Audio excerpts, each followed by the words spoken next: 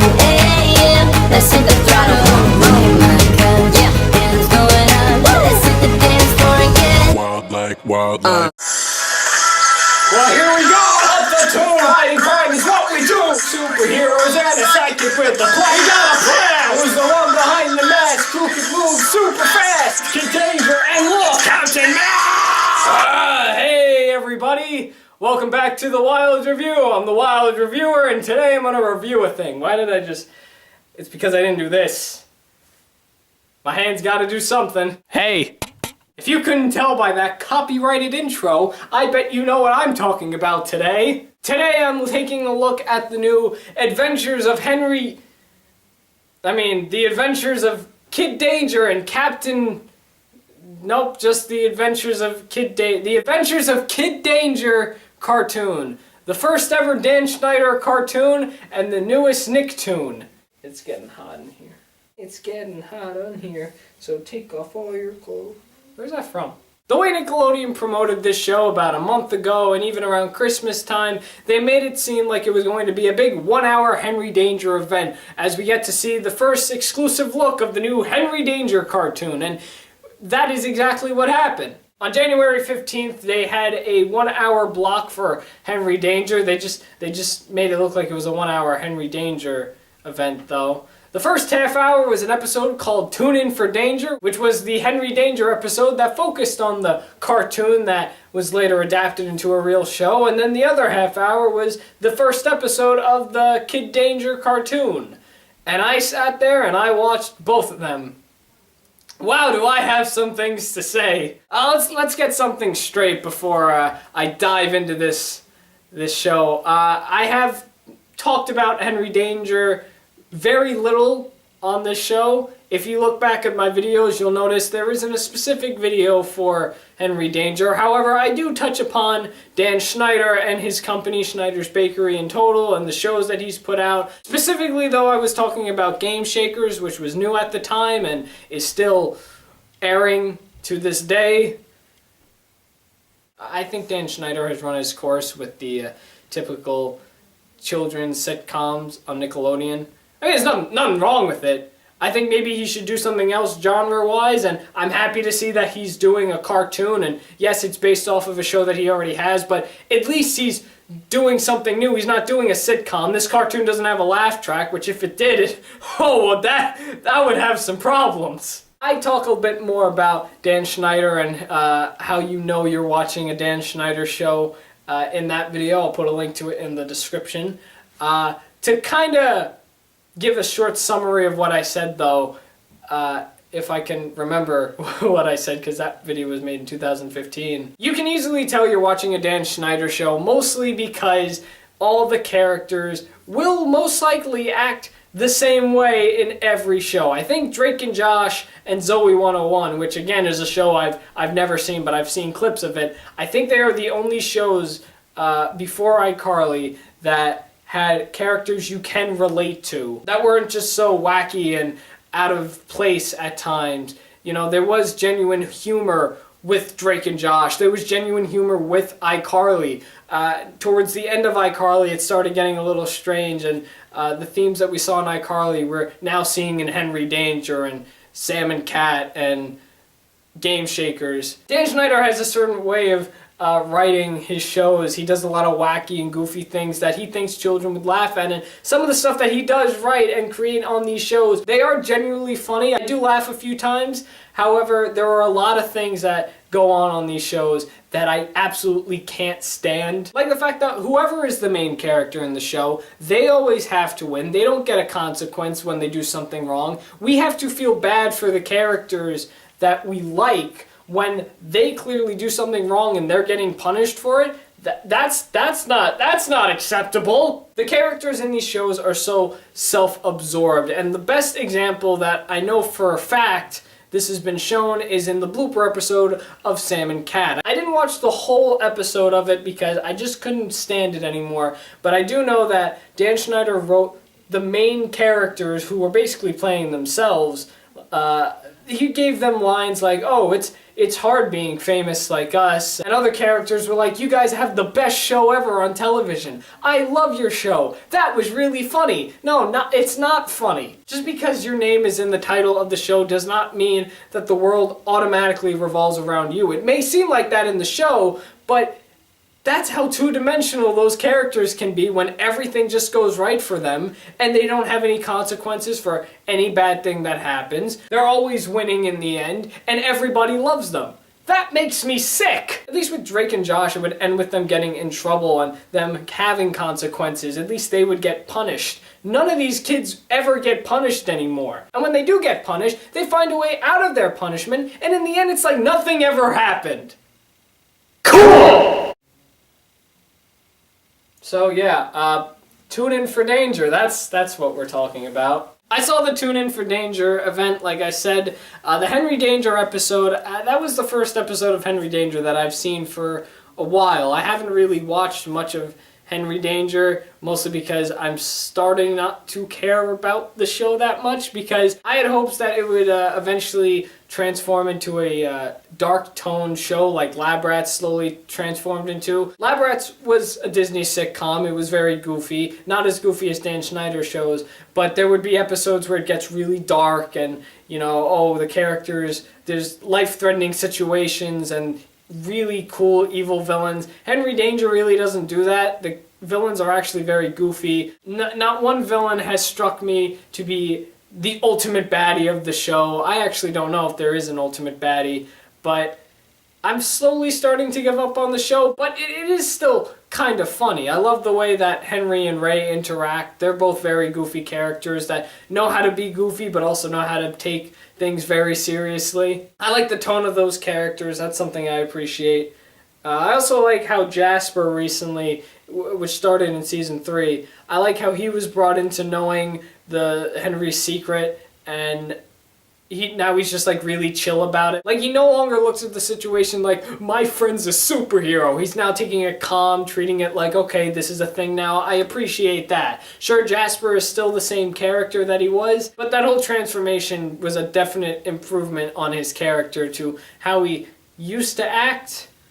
But then again, I haven't really seen much of Henry Danger ever since like last year, so I could be wrong. One thing that pissed me off about the Henry Danger cartoon episode is in the beginning the dad asked, you know, what's so big about Captain Man and Kid Danger cartoon? I don't see what the big deal is. And like everyone just like got offended. It's like, why is this? It's his opinion, and you're like treating it like it's a fact. No, it's somebody's opinion. This was the same issue that happened in iCarly with the whole Fred episode. Freddie gave his opinion. I don't like Fred. I don't think he's funny. And like the whole world just started like crumbling because of one person's opinion. That's another thing in Dan Schneider shows that irritates me. You can't have an opinion in the show because people will knock that opinion down and try to make it clear that no, you are wrong. So the episode itself, which was called Tune In for Danger, was actually pretty interesting. Yes, there's a Captain Man and Kid Danger cartoon being made by some company, and Ray accidentally gets emailed the cartoon 2 days before it's supposed to premiere on television. Which the premiere, for some reason, is being held in Henry's house, and Piper's like getting all the work done to put like seats and stuff. Even the dad's like, why are we having it in here? Why are they having the premiere in that house? Why are you just inviting so many people into the house to watch the show? Why not go to a theater? Or why not premiere it at like a park or something? Or how about just gather around the TVs at your own house and watch it? Did you not want to build an extra set? Were you just like, okay, we have Henry's house, let's just have the premiere there? No, that's lazy. So Ray gets the cartoon earlier than he's supposed to, like I said, and they take a look at it, and it's absolutely trash. It's not just trash like in their eyes, it's trash in our eyes too. It's like the animators and people behind the show just didn't care. And when Ray and Henry confront the people that made the show as Captain Man and Kid Danger, they actually just don't care. They're just like, well, it's business, guys. We don't see you making a cartoon. At that point it was like, okay, I guess that scene makes sense. I mean, it's definitely on the nose that the cartoon is supposed to be absolutely terrible. Ray and Henry tell the company that they can make a better cartoon than that, so they got off video chat with the company, which I guess is not going to premiere the cartoon after they didn't get approval from Captain Man and Kid Danger. I don't really know. The cartoon still should have aired on TV.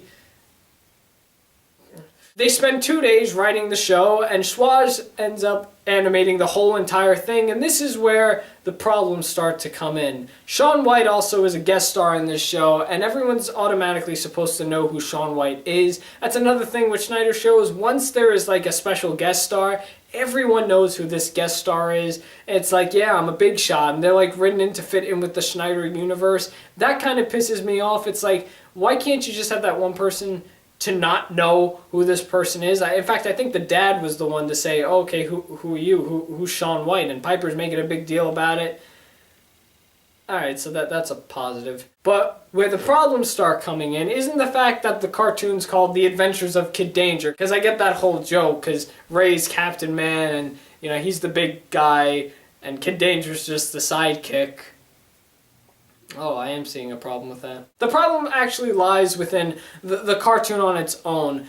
If you thought there were two different cartoons for the Henry Danger show and for the actual Henry Danger cartoon show, you're wrong. The premiere that everyone is watching in the Henry Danger world is the Henry Danger cartoon that ended up airing on Nickelodeon as well. And this is a main problem that a lot of people, I can tell, are starting to notice. That problem is it reveals basically everything about what really goes on in Henry Danger. Captain Man and Kid Danger aren't really characters in the show. Instead, it's Henry Hart and Ray.